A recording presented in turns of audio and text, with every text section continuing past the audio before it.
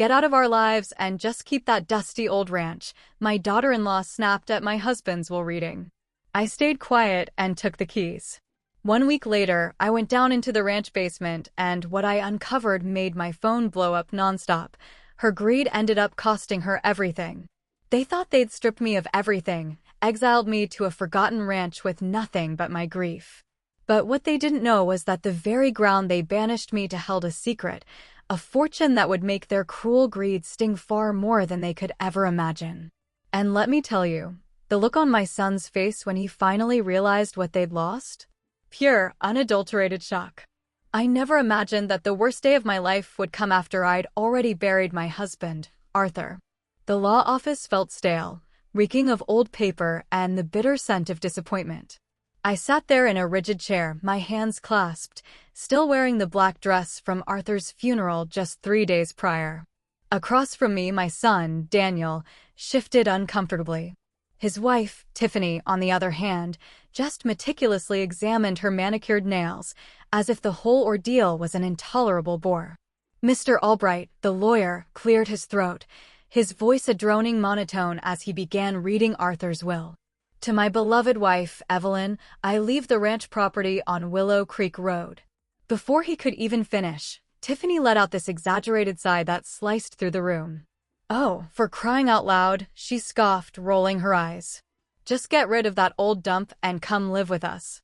You can help with the kids and actually be useful for once. A cold knot tightened in my chest. Daniel said nothing. Not a word. He just stared at his hands. This was my son, the boy I'd rocked to sleep when nightmares struck, the child I'd worked double shifts for after his father struggled with job after job. And now he couldn't even meet my gaze. Mr. Albright continued, his voice softer, almost apologetic. The main residence, investment accounts, and remaining assets are to be divided between. Finally, Tiffany interrupted again, sitting up straighter, a predatory gleam in her eyes. Something worth talking about. I watched them, these two people, discussing my entire life as if I wasn't even in the room. The house where I'd lived for 37 years, where I'd raised Daniel, where I'd nursed Arthur through his final illness. It was all being carved up between strangers. Because that's what Daniel had become to me then. A stranger wearing my son's face. When the reading was finally over, Tiffany stood, smoothing down her designer skirt. Well, Evelyn, she said, her voice dripping with false sweetness, I guess that settles it. Just get out of our lives and go play farmer at that old ranch. Maybe the isolation will give you time to think about all the ways you failed as a mother. The words hit me like a physical blow. Failed as a mother. I'd sacrificed everything for Daniel. My career, my dreams, my very identity. I'd worked nights at the diner while he slept, saved every penny for his college, celebrated every small victory, and mourned every disappointment as if it were my own. Daniel finally looked up. But instead of defending me, he just said quietly, "Maybe it's for the best, Mom. You and Tiffany have never really gotten along." Never gotten along, as if this was some petty squabble between women, not a systematic campaign to erase me from my own family. Tiffany had been poisoning Daniel against me for years, finding fault with everything. The gifts I brought the grandchildren were inappropriate, my advice outdated, the love I tried to show suffocating. "I understand," I said, my voice barely a whisper. I gathered my purse, my legs unsteady as I stood. "I'll pack my things." Tiffany's smile was triumphant. "Don't forget to take all those old photos and knickknacks," she chirped. "We're redecorating anyway." Old photos and knickknacks. 40 years of memories reduced to clutter in her eyes. I walked out of that office feeling like I'd lost not just my husband, but my entire identity. The woman who'd been Daniel's mother, Arthur's wife, the grandmother who'd secretly hoped to be a bigger part of her grandchildren's lives. She was being erased as efficiently as dust wiped from a shelf. The drive to pack my belongings was a blur of tears and disbelief. Daniel didn't offer to help. He didn't even come to see me off. As I pulled away from the house with my car crammed full of boxes, I saw Tiffany watching from the window, her expression satisfied, like she'd finally gotten rid of a persistent pest. The ranch was 40 miles outside town, down a dirt road that hadn't seen maintenance in years. As I bumped along in my old sedan, I wondered if exile always felt like this, like driving toward the edge of the world while everything familiar vanished in your rearview mirror. I'd only been to the ranch a handful of times. Arthur had inherited it from his grandfather, but he never seemed interested in doing anything with it. Too much work, he'd always said, or too many memories. I never understood that last part. Now, pulling up to the weathered farmhouse as the sun began to set, I felt the full weight of my new reality. This ramshackle building, with its peeling paint and sagging porch, was home now. Not by choice, but by the cruel mathematics of family politics, where love could be divided like property and distributed to the highest bidder.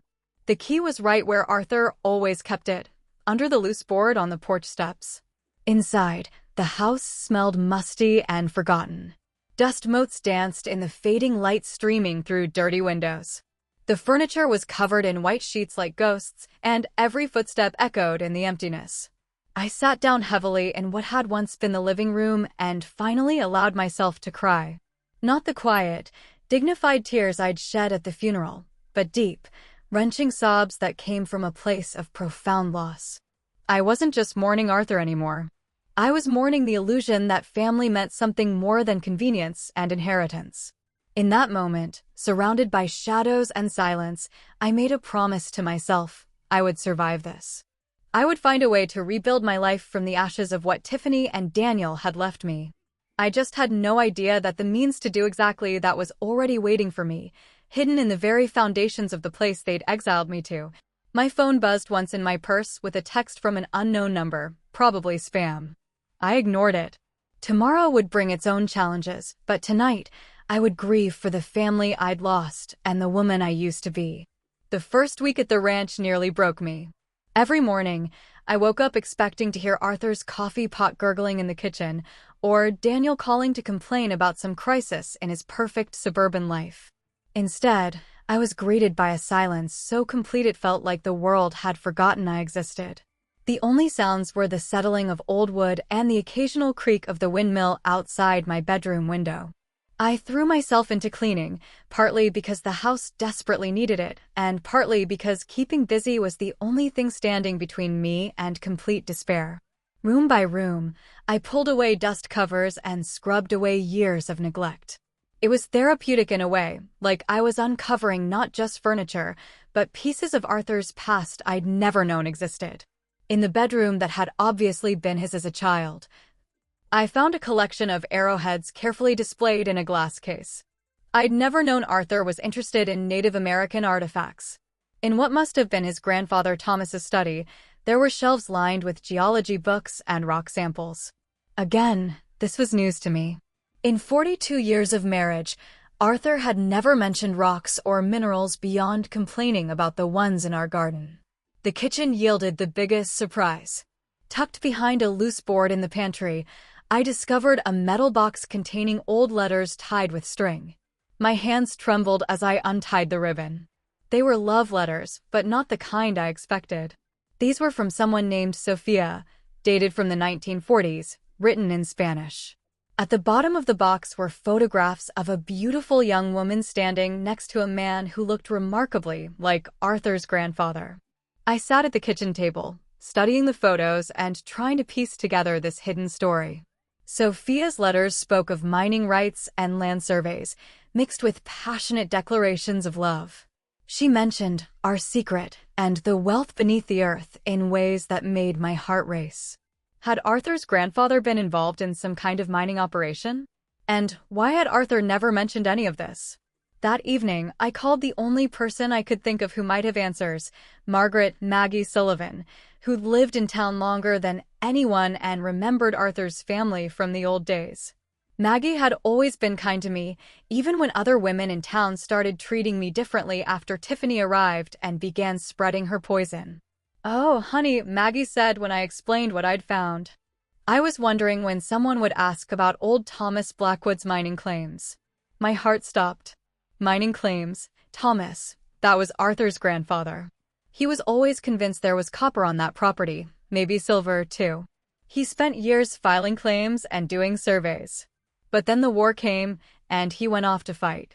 When he came back, He married that Mexican girl.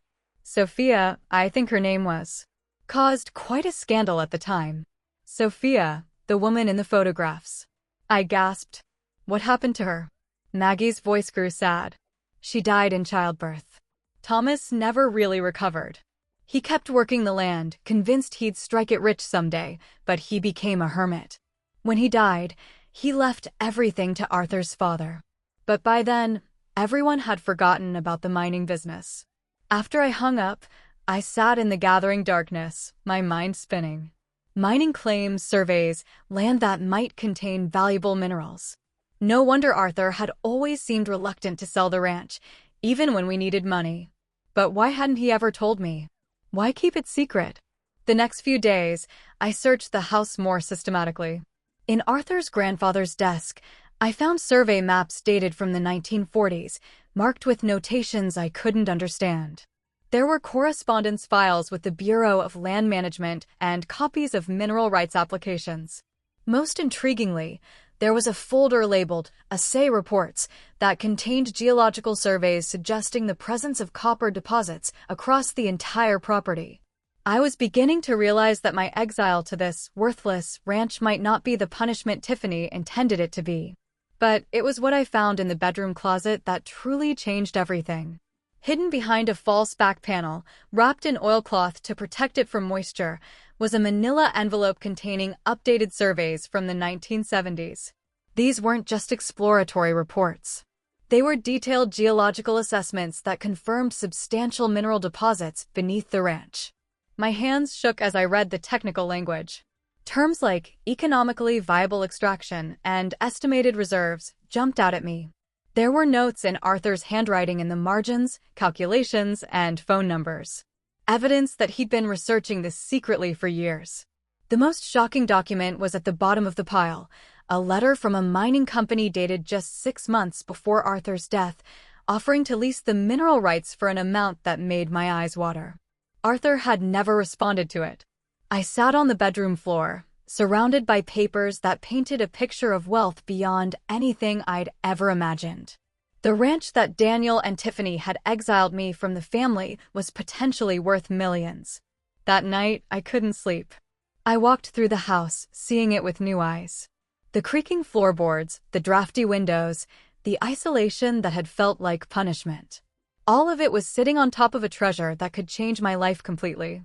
But more than the money, I felt something else stirring in my chest.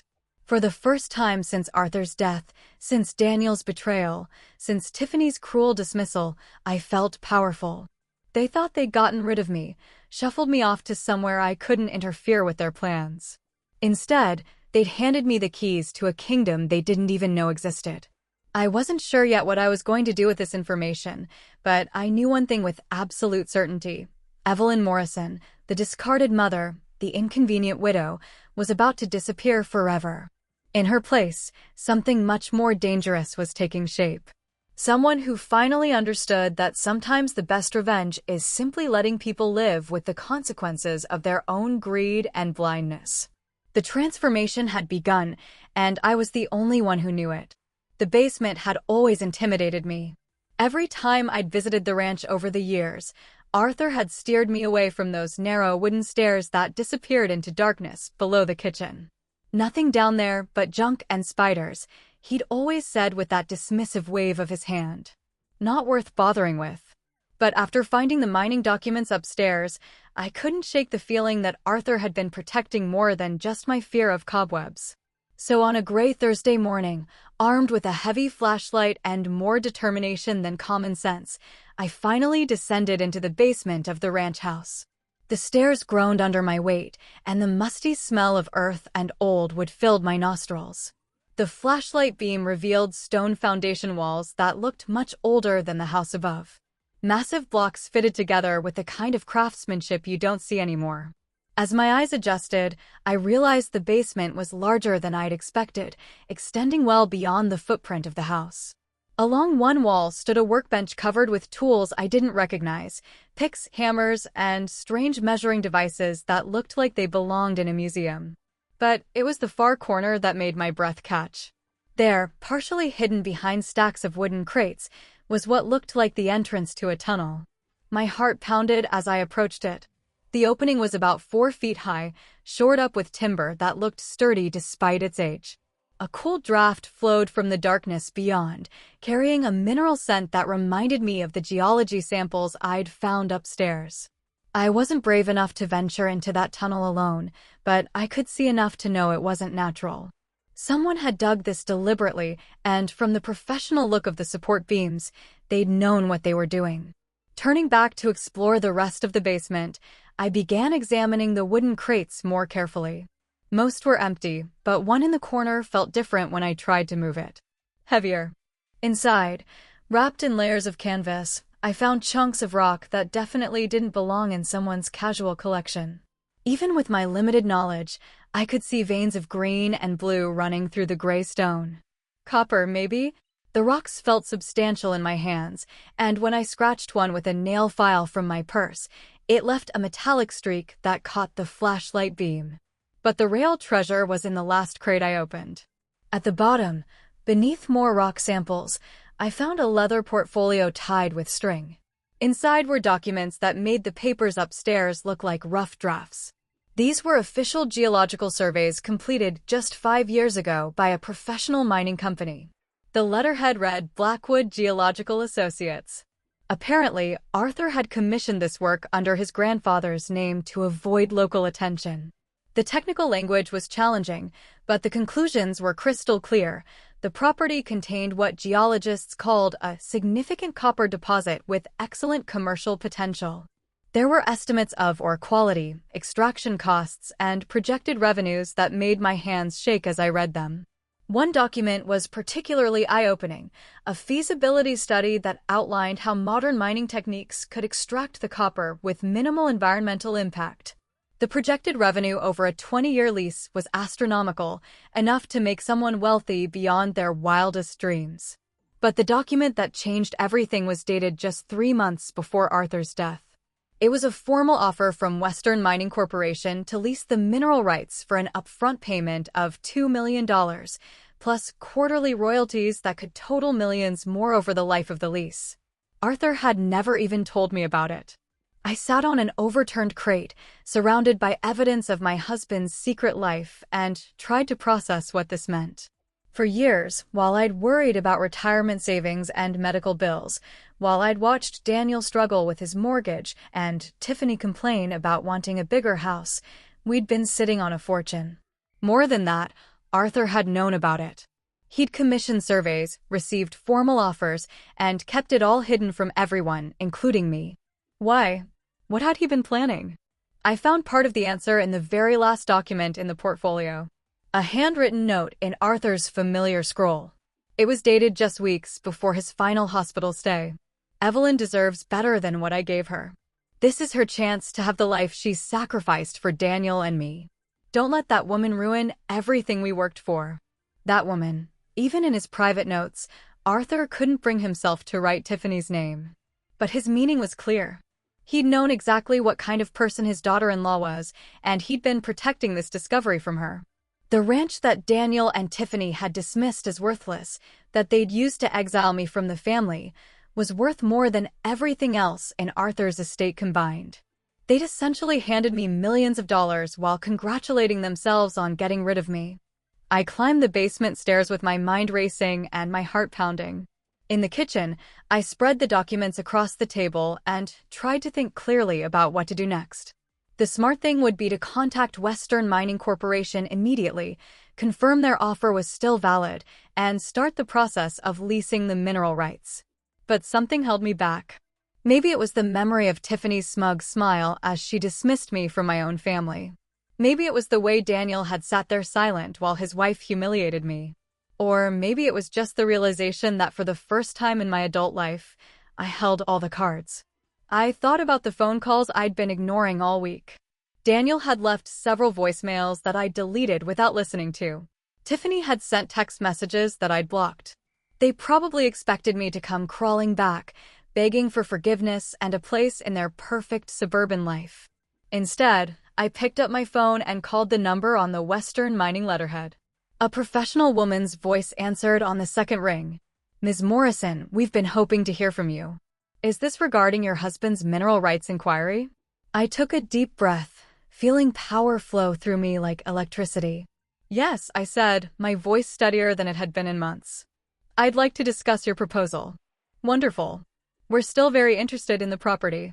In fact, given recent market conditions, we might be able to improve on our original offer.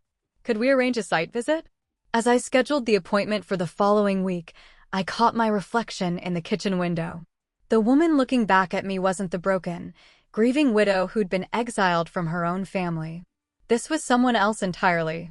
Someone with options. Someone with power. Someone who was about to change the rules of the game completely. I spent the rest of the day researching mining law and royalty agreements online.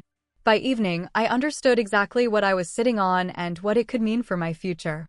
More importantly, I understood what Daniel and Tiffany had given up in their eagerness to be rid of me. That night, I slept better than I had since Arthur's funeral. Tomorrow would bring new challenges. But for the first time since the reading of the will, I felt like I was moving towards something instead of running away from everything I'd lost. My phone in my bedroom buzzed once with another text from Daniel, but I didn't even look at it. Whatever crisis was driving him to reach out could wait. I had more important things to focus on now. Outside my window, the old windmill creaked in the night breeze, but it no longer sounded lonely. It sounded like a promise. The men from Western Mining Corporation arrived on Tuesday morning in a white pickup truck that looked serious and expensive. I'd spent the weekend preparing for this meeting, researching everything I could about mineral rights and mining leases. I'd also driven into town and bought myself a new outfit. Not the practical clothes I'd worn for years while caring for Arthur, but a sharp business suit that made me feel like someone worth taking seriously. The team leader, a weathered man named David Miller, had the kind of calm competence that comes from decades of experience. His assistant, a younger woman named Dr. Emily Zhao, carried a tablet and several pieces of equipment I didn't recognize.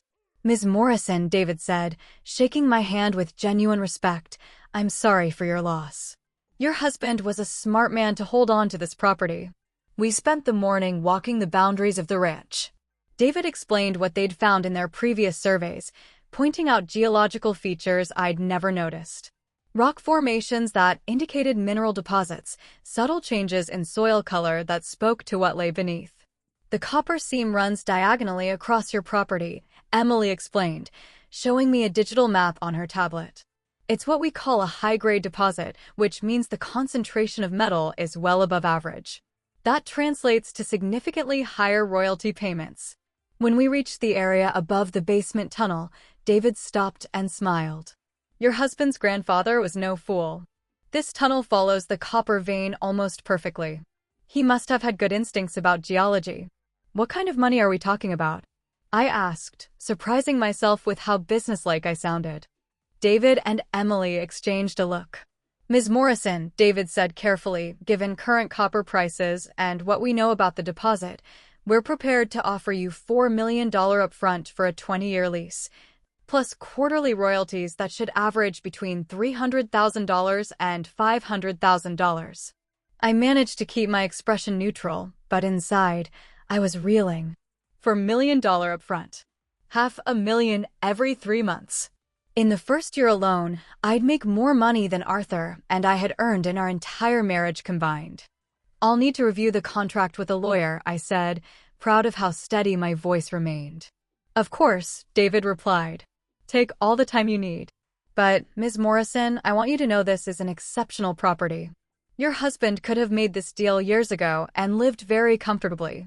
I'm curious why he waited. I thought about Arthur's handwritten note, his reference to protecting me from that woman. "I think he was waiting for the right time," I said. That afternoon, after David and Emily left, I sat in the ranch house kitchen staring at the preliminary contract they'd given me. The numbers seemed almost fictional. But more than the money, I felt something else, a sense of possibility I hadn't experienced in decades. For 42 years, I defined myself by what I could do for other people. I was Daniel's mother, Arthur's wife, the grandmother who sent birthday cards and Christmas presents. My own dreams had been set aside so long ago, I'd almost forgotten what they were. Now, suddenly, I had the power to define myself however I wanted. My phone rang, interrupting my thoughts. The caller ID showed Daniel's number. For the first time in weeks, I answered. Mom. His voice sounded strained, uncertain. I've been trying to reach you. I've been busy, I said simply. There was a pause. Look, Mom. Tiffany thinks maybe we were too harsh at the lawyer's office. She wanted me to call and see how you're settling in. Tiffany wanted him to call, not Daniel himself. Even now, he couldn't have a conversation with his own mother without his wife's permission. I'm settling in just fine, I said. Good. That's good. Another pause. The thing is, Mom, we're having some cash flow issues with the house. The property taxes are higher than we expected. And Tiffany wants to renovate the kitchen. We were wondering if you might be able to help us out, just temporarily. There it was. They'd barely finished dividing up Arthur's estate, and already they needed more money. I thought about the contract sitting on my kitchen table, about the millions of dollars I'd soon have access to. How much? I asked. Well, the taxes are about $12,000 and the kitchen renovation would be around $30,000, so maybe $50,000 total. We'd pay you back as soon as we can refinance, $50,000. 6 months ago, that would have been an impossible sum. Now, it was less than what I'd earn in quarterly royalties from the mining lease. Daniel, I said slowly, are you happy with Tiffany? The question clearly caught him off guard. What? Of course, I'm happy. Why would you ask that? Because in 42 years of marriage, your father never once asked me to lie for him. Never made me choose between him and my family. And never made me feel ashamed of where I came from. Silence stretched between us. Finally, Daniel said quietly, Mom, what are you trying to say? I'm saying that a good partner makes you better, not smaller. They don't isolate you from the people who love you. Tiffany doesn't isolate me. She has high standards. High standards, as if treating his mother with basic human decency was some kind of unreasonable expectation. Daniel, do you remember when you were 8 and you wanted to build that treehouse in the backyard? Mom, what does this have to do with anything? Your father said it was too dangerous, too expensive, too much work. But I saw how much you wanted it, so I worked extra shifts at the diner and bought the lumber myself. We spent 3 weekends building it together. Do you remember that? His voice was softer now. Yeah, I remember. I would have done anything for you, Daniel. I did do anything for you. But I won't be treated like a burden or an embarrassment by anyone, including you. Mom, I never said you were an embarrassment. You didn't have to say it. You sat there and let Tiffany say it for you. Another long silence. When Daniel spoke again, his voice was small, like the little boy who used to crawl into my bed during thunderstorms. What do you want me to do, Mom? She's my wife. I want you to be the man I raised you to be. The one who knows the difference between love and control. After I hung up, I sat in the growing darkness of the ranch house kitchen. Outside, I could hear the wind picking up, rattling the windows and making the old house creak. But for the first time since Arthur's death, the sounds didn't make me feel lonely. They made me feel grounded. I picked up the mining contract and read through it again. This time, focusing on the timeline. If I signed within the next 2 weeks, the upfront payment would be processed within 30 days. By the end of next month, I'd be financially independent in ways I'd never imagined possible. The question was, what did I want to do with that independence? As I got ready for bed, I caught sight of myself in the bathroom mirror. The woman looking back at me was different from the one who'd left the lawyer's office in tears just 3 weeks ago. This woman had options. This woman had power. This woman was just beginning to understand what she was capable of. My phone buzzed with a text from an unknown number, probably spam, but something made me look at it anyway. Ms. Morrison, this is Janet from Dr. Albright's office. Your husband's final medical bills are overdue. Please call to arrange payment. I stared at the message for a long moment, then deleted it without responding. Tomorrow, I'd call Dr. Albright's office and pay off Arthur's medical bills in full. Not because I had to, but because I chose to. The difference between those two things was becoming clearer to me every day. And tomorrow, I'd start making choices based on what I wanted, not what other people expected from me. For the first time in my adult life, I was about to discover what that felt like. The contract was signed on a Thursday. I'd driven into the city to meet with an attorney I'd found through the State Bar Association, a sharp woman named Ms. Rebecca Stone, who specialized in mineral rights law. She'd reviewed every line of the Western Mining Agreement with the kind of attention to detail that made me grateful I'd waited. "This is an excellent deal," Ms. Morrison, Rebecca had said, sliding the final documents across her mahogany desk. "In 30 years of practice, I've rarely seen terms this favorable for a property owner." When I signed my name at the bottom of the last page, I felt something shift inside me, like tumblers falling into place in a lock that had been jammed for decades. The woman who'd been dismissed from her own family's future was now worth more than all of them combined. The first payment would arrive within 2 weeks, for $1 million, deposited directly into an account I'd opened specifically for this purpose. I'd also arranged for the quarterly royalty payments to go into a separate investment account. Rebecca had recommended a financial advisor who specialized in sudden wealth. Apparently, I wasn't the first person to strike it rich through unexpected inheritance. But the money, as life-changing as it was, wasn't what filled me with satisfaction as I drove back to the ranch. It was the knowledge that Daniel and Tiffany had orchestrated their own downfall through sheer greed and cruelty. That satisfaction turned to something stronger when I got home and found 17 missed calls on my phone. The first few voicemails were from Daniel, his voice increasingly desperate. "Mom, please call me back. Something's happened with the house. We really need to talk." Then came Tiffany's voice, all traces of her usual condescension replaced by panic. "Evelyn, I don't know what kind of game you're playing, but you need to call us immediately. This is about family." Family. Now I was family again. I poured myself a glass of wine and settled into the kitchen chair before returning Daniel's call. He answered before the first ring finished. "Mom, thank God. Where have you been?" "I've been taking care of business," I said calmly.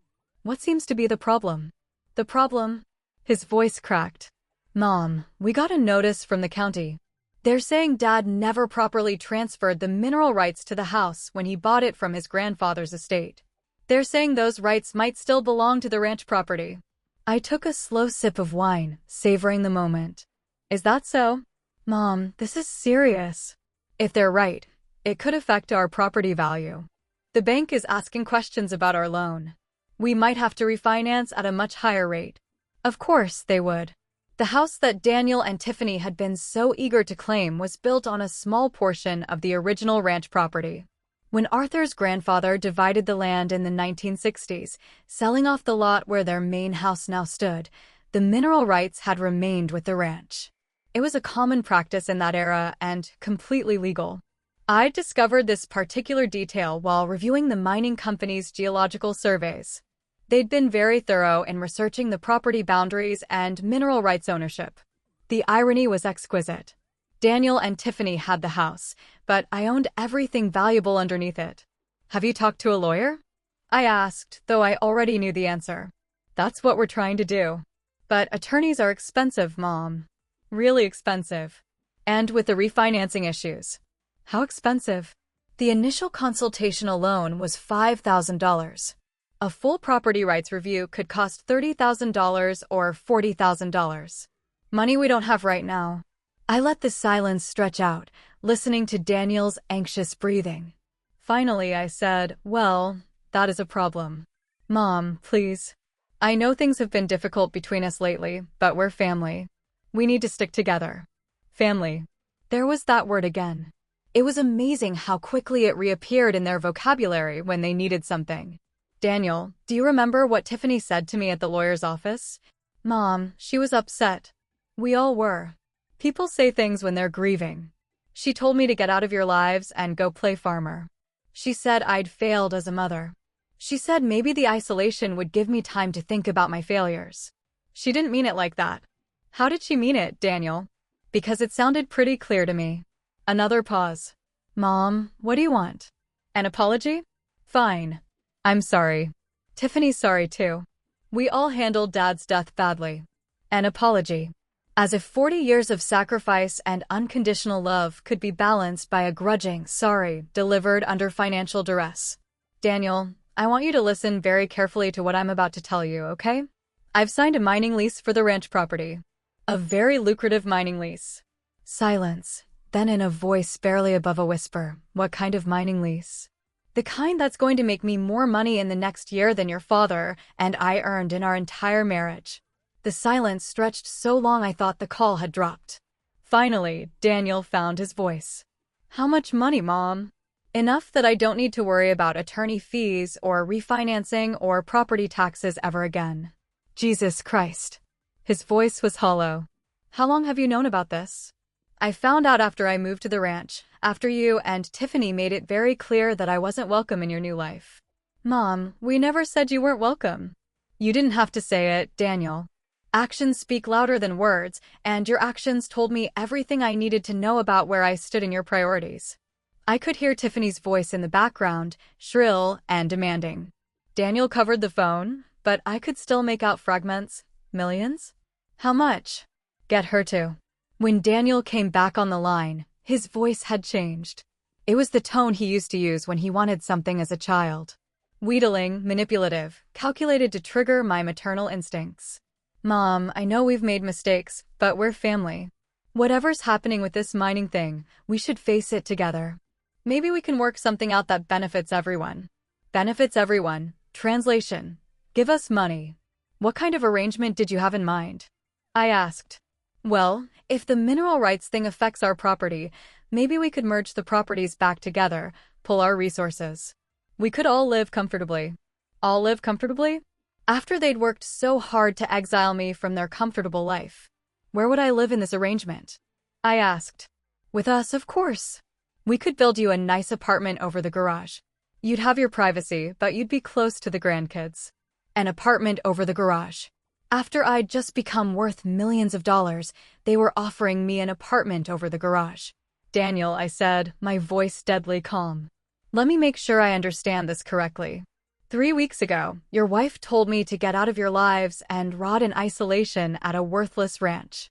Now that you've discovered that ranch is worth a fortune, you want to pull resources and graciously allow me to live over your garage. Is that an accurate summary? Mom, when you put it like that, it sounds exactly like what it is. You want my money, but you still don't want me? Isn't that true? Tell me, Daniel. In this wonderful arrangement you're proposing, who would control the mining lease? Who would make the financial decisions? Who would determine how the money gets spent? Silence. I thought so. My phone buzzed with another incoming call. Tiffany, calling from her own phone. I ignored it. Mom, please don't do anything hasty.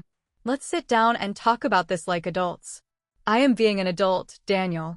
For the first time in 40 years, I'm making decisions based on what's best for me, not what's convenient for other people. What's that supposed to mean? It means I'm done being your safety net. I'm done being the person you call when you need money or free babysitting or someone to blame for your problems. I'm done being expendable. You're not expendable, Mom. You're not thinking clearly. Grief can make people do irrational things. Irrational. Now, I was irrational for refusing to bail them out of a crisis of their own making. Daniel, the next time you speak to me, I want it to be because you actually want a relationship with me, not because you want something from me. Until then, I suggest you figure out how to solve your own problems. I hung up before he could respond. Within seconds, my phone was buzzing again. Daniel, then Tiffany, then Daniel again. I turned it off and set it aside. Outside, the sun was setting over the ranch, painting the sky in shades of gold and crimson. Tomorrow, representatives from the mining company would arrive to begin the preliminary survey work. Soon, this quiet property would be bustling with activity as they prepared to extract the wealth that had been sleeping beneath the earth for millions of years. But tonight, it was just me and the silence and the knowledge that everything had changed. I wasn't the woman who'd been exiled from her own family anymore. I wasn't the convenient source of emergency funds or free labor or guilt-absorbing apologies. I was Evelyn Morrison, and I was worth exactly what I said I was worth. Nothing more, and definitely nothing less. My phone, even though it was turned off, seemed to pulse with the weight of all those missed calls. 62 attempts to reach me in a single day. Not because they'd suddenly realized they loved me, but because they'd finally realized what they'd thrown away. The irony was almost too perfect to believe. 6 months later, I was sitting on the porch of my renovated ranch house, watching the sunrise paint the mountains purple and gold, when the mining company's quarterly report arrived. The envelope felt substantial in my hands, thick with official documents and financial statements. Inside, along with the usual technical updates about extraction progress and market prices, was a check that still made my breath catch, even though I'd received 3 of them now, $437,000. My share of the copper sales for the previous quarter. I set the check aside and picked up my coffee, savoring the ritual that had become precious to me. Every morning, I sat on this porch and watched the world wake up around me. Some days I saw deer grazing in the distance. Other days I watched the mining crews arrive for their shift, respectful and efficient in their work on the far side of the property. The phone beside me rang once and stopped. Someone leaving a voicemail. I didn't rush to check it anymore. These days, most of my calls were from people I actually wanted to talk to: Rebecca Stone, my attorney, keeping me updated on legal matters; David Miller from the mining company, providing operational updates; Dr. Emily Zhao, who'd become something of a friend, as well as a professional contact. And sometimes, though less frequently now, from Daniel. The character of his calls had changed over the past 6 months. The desperate pleading had gradually given way to awkward attempts at normal conversation. Last week, he'd called to tell me that his youngest daughter, Clara, had lost her first tooth. The week before, he'd asked for my pot roast recipe. Small gestures, but they felt different than his previous communications. Less calculated, more genuine. I'd started answering about half of his calls. Tiffany, on the other hand, had stopped calling entirely after a particularly unpleasant conversation in February, where she'd accused me of manipulating the situation and turning Daniel against his own family. I'd listened to her rant for about 2 minutes before calmly informing her that I had neither the time nor the inclination to manipulate anyone, and that if Daniel was reconsidering his priorities, perhaps she should examine her own behavior instead of blaming me. She'd hung up on me. It was the last time we'd spoken. From what Daniel told me during our careful conversations, their marriage was struggling. The financial stress of the mineral rights issue had exposed cracks that had probably been there all along. Daniel had been forced to take out a second mortgage at a punitive interest rate. Tiffany's grand renovation plans had been shelved indefinitely. Most tellingly, Daniel had started attending family therapy sessions alone, since Tiffany refused to participate. "I'm learning about boundaries," he told me during our last conversation. About the difference between supporting someone and enabling them. I'd said nothing, but the irony wasn't lost on me. Daniel was learning lessons I'd tried to teach him for years, but only after watching his own world crumble under the weight of his wife's demands. The mining operation itself had exceeded everyone's expectations. The copper deposit was not only larger than initially projected, but the ore quality was exceptional. David had mentioned that other mining companies were expressing interest in adjacent properties, drawn by the success of our operation. "You're sitting on one of the richest copper strikes in the region," he told me last month. "Your husband's grandfather had good instincts." I'd used some of the money to completely renovate the ranch house, but tastefully preserving its character while adding modern conveniences: solar panels on the roof, a new kitchen with efficient appliances, central heating and air conditioning, high-speed internet that allowed me to manage my investments and stay connected to the world. But more than the physical improvements, I'd invested in experiences. I'd taken a photography class and discovered I had an eye for capturing the beauty of the landscape around me. I'd traveled to Santa Fe and spent a week learning about the Native American culture that had shaped this region's history. I'd even taken a geology course at the community college, wanting to understand the science behind the wealth flowing from my land. For the first time in my adult life, I was living for myself. The voicemail light was blinking on my phone. I picked it up and played the message. "Hi, Mom." Daniel's voice was softer than it used to be, less demanding. "I wanted to let you know that Clara made the honor roll this semester and Tommy's soccer team made it to the regional finals. I thought you might want to know." A pause. "Then I also wanted to say that I've been thinking about what you said, about being the man you raised me to be. I'm trying, Mom. It's harder than I thought it would be, but I'm trying." Another pause. Longer this time. I love you, Mom. I know I haven't said that enough lately, but I do, and I'm sorry for everything. The message ended with a soft click. I sat with the phone in my lap, watching a hawk circle high above the mesa. Daniel's apology wasn't the desperate plea for money that had characterized his early calls.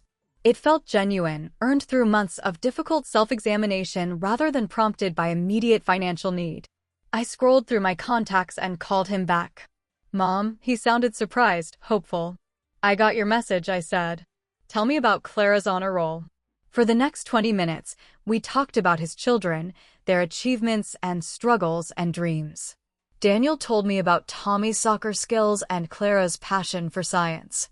He mentioned almost casually that both kids had been asking about their grandmother and wondering when they might see me again. They miss you, he said simply. We all do. I miss them, too, I admitted. Would you like to bring them for a visit sometime? The ranch is quite comfortable now. Really? You'd want that. Daniel, I never stopped wanting to be part of their lives. I just wasn't willing to accept being treated as disposable anymore. I understand, he said, and I could hear that he meant it. Tiffany and I are separated right now. Have been for about a month. I wasn't surprised, but I was careful not to sound pleased. I'm sorry to hear that. Are you? I'm sorry that your marriage didn't work out the way you hoped. I'm not sorry that you're finally putting your own needs and your children's needs first. She said I'd have to choose between her and you. And I told her that anyone who would make me choose between the people I love doesn't understand what love means. I felt something loose in my chest, a knot of tension I'd been carrying for so long I'd forgotten it was there. I'm proud of you, I said, and meant it completely. Can I ask you something, Mom?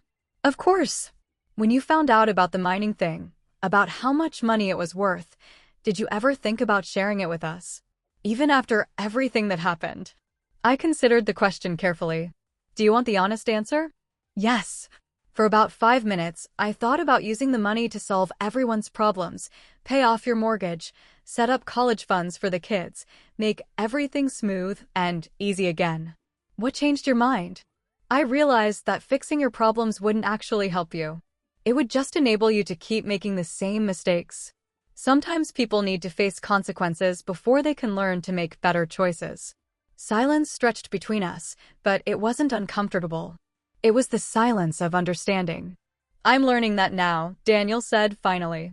The hard way. But I'm learning. Good, I said. That's how the best lessons usually come.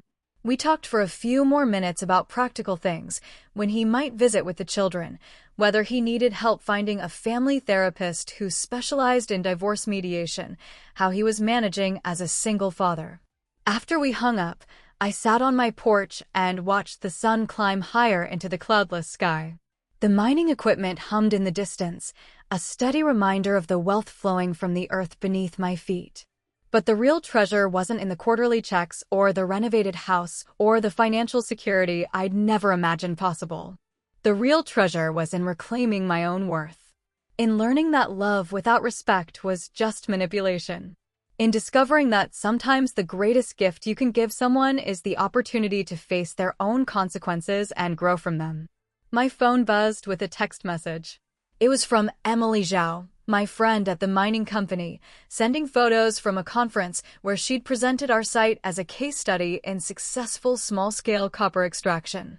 Your property is famous in geology circles now, she'd written. The woman who struck gold at 69. I smiled and texted back, copper, not gold, but close enough. As I prepared to go inside and start my day, I caught my reflection in the window. The woman looking back at me was still 69 years old, still a widow, still learning to navigate a world that often dismissed people like her. But she was also a woman who discovered that it's never too late to reclaim your power. Never too late to set boundaries that protect your dignity. Never too late to learn that your worth isn't determined by how useful you are to other people, but by how true you are to yourself. The phone rang again. This time it was David Miller with an update on next quarter's projections. As I listened to him explain the latest market trends and extraction rates, I found myself thinking about Arthur and his grandfather, and all the generations of Blackwood women who'd made sacrifices and compromises and settled for less than they deserved. That cycle ended with me. I was no longer someone's convenient fallback plan or emergency fund or repository for guilt and disappointment. I was Evelyn Morrison, owner of one of the most productive copper mines in the state, grandmother to children who would grow up knowing that love means respect, and a woman who'd finally learned the difference between being needed and being valued. The transformation was complete, and it had happened exactly as it should have, quietly, with dignity, and entirely on my own terms.